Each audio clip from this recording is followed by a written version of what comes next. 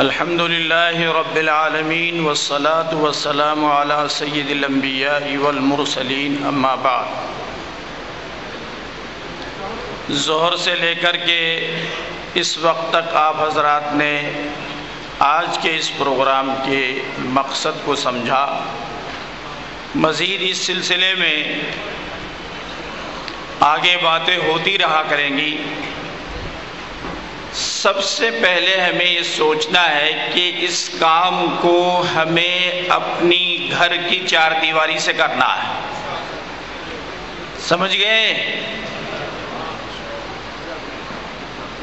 حضرت نے جو ابھی حدیث تلاوت فرمائی ہے اس کا مقصد ہی وہی ہے،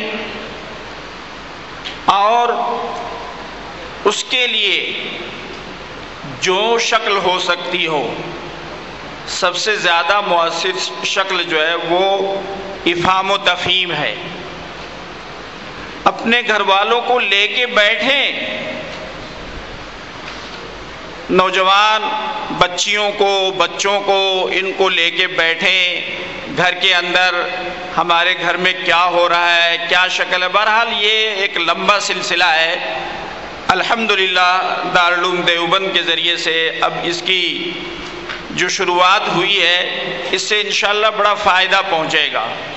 آپ حضرات سے درخواست ہے کہ یہ جو پروگرام دیا جا رہا ہے اس میں دو خاص باتیں، ایک تو قرآن پاک کا ترجمہ اور دوسرا حدیث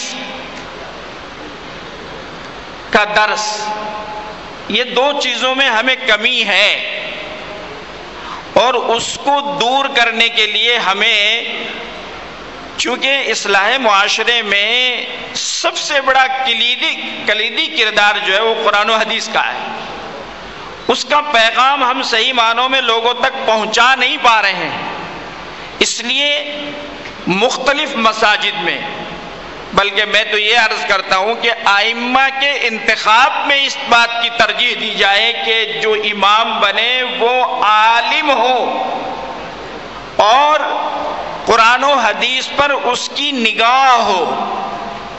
ہمارا یہ شہر ہی نہیں، کوئی گاؤں دیکھ لیجئے، کوئی قصبہ دیکھ لیجئے، جب ہم ائمہ کی فہرست کو دیکھتے ہیں تو اس میں 7% یعنی 70% حصہ صرف حفاظ کا ہے۔ اس لیے اس بات کی طرف توجہ دیں کہ ہمارے جو ائمہ حضرات ہیں اور جو مساجد کی کمیٹیاں ہیں وہ اس بات کو ترجیح دیں کہ علماء اور اچھے صلاحیت والے حضرات مساجد کی امامت کریں۔ اس بات کی طرف توجہ نہیں ہے، اور خاص طور سے مکاتب میں پڑھانے کے لیے بھی بڑے علماء مکاتب پڑھانے کو اپنی جو ہے وہ کمی سمجھتے ہیں۔ اس کی طرف ہمیں توجہ دینی پڑے گی۔ ساؤتھ افریقہ میں وہاں انگریزی ماحول ہونے کے باوجود وہاں کے بچے انجینئر ہونے کے ساتھ ساتھ عالم بھی بن رہے ہیں، ڈاکٹر ہونے کے ساتھ عالم بن رہے ہیں۔ اس کی مین وجہ پر جب ہم نے غور کیا تو معلوم یہ ہوا کہ ان کو ناظرہ قرآن پڑھانے والے صاحب نسبت لوگ ہوتے ہیں۔ تو ہمارے یہاں اس بات کی جو ہے ہم اپنی کمی کو بتاتے ہیں کہ ہم اس پر توجہ نہیں دیتے، اس لیے ناظرہ پڑھانے والے اور مساجد میں امامت کرنے والے حضرات اگر اس میں کلیدی کردار ادا کر سکتے ہیں، لیکن اس کا انتخاب یہ ہونا چاہیے۔ حافظ صاحب ہیں، مسجد میں نماز پڑھا لیں گے، نہیں، حافظ صاحب کی فضیلت اپنی جگہ پر ہے، لیکن مسائل مستقل ہیں، اور دین کے پیغامات کو پہنچانا مستند طریقے سے یہ علماء کی ذمہ داری ہے۔ ایسا نہیں ہے، حدیث کے اندر وعیدیں بھی تو ہیں کہ کہہ دیا حدیث میں آیا اور حدیث میں نہیں ہے فَلْيَتْبَوَّأْ مَقْعَدَهُ مِنَ النَّارِ، تو پھر وہ جہنم میں ٹھکانہ بھی تو بنانا ہے۔ اس لیے حضرات علماء اس بات پر توجہ دیں، اور جو علماء نماز کی پابندی کے لیے امامت کو قبول نہیں کرتے کہ ہمیں پابند ہو جائیں گے، ان حضرات کو بھی اس کی طرف توجہ دینی چاہیے کہ وہ مساجد کے اندر مختلف مساجد میں نمازوں کے پڑھانے کے لیے اپنے آپ کو وقف کریں۔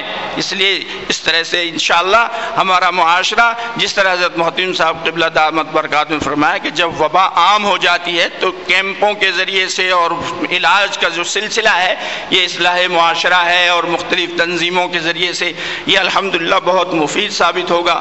حق تعالی شانہ ہم سب کو مل جل کر کے اس معاملے میں آگے بڑھنے کی توفیق عطا فرمائے، اور ہمارے اکابر کی زیر نگرانی، کوئی بھی کام اکابر کی زیر نگرانی ہوتا ہے تو وہ مفید ہوتا ہے، اور اگر اس میں اپنی منمانی شروع ہو جاتی ہے تو وہ چند دن کے بعد میں پھر واپس اس میں جمود طاری ہو جاتا ہے۔ تو ہمیں اس میں جمود نہیں کرنا، اس کو بڑھانا ہے اور دلچسپی کے ساتھ آگے بڑھانا ہے، تو انشاءاللہ برائیاں دھیرے دھیرے، پہلے برائیوں کی برائی دل میں آئے گی اور اس کے بعد میں اس کے ختم ہونے کے جذبات پیدا ہوں گے۔ اللہ تعالی ہم سب کو ہماری یہاں حاضری کو قبول فرمائے، اور جو عزائم اور جو ارادے اصلاح معاشرے کے تحت میں ہم نے یہاں سنے، اللہ تعالی عملی جامہ پہنانے کی توفیق عطا فرمائے۔ وآخر دعوانا ان الحمدللہ رب العالمین۔